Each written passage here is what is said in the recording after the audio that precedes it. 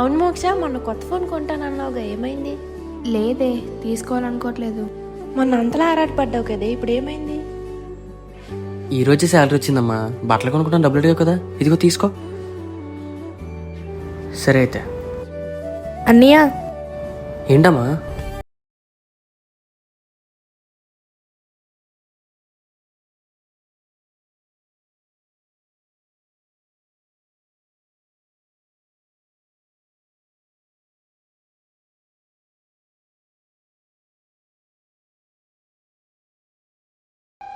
ఇది తీసుకో అన్నయ్య.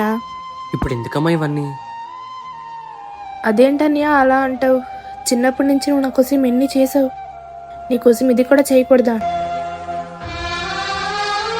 ఒక అన్నగా మన బాధ్యతను చూపించడం అంత గొప్పేం కాదు, కానీ దాన్ని అర్థం చేసుకునే చెల్లి దొరకడం మన అదృష్టం.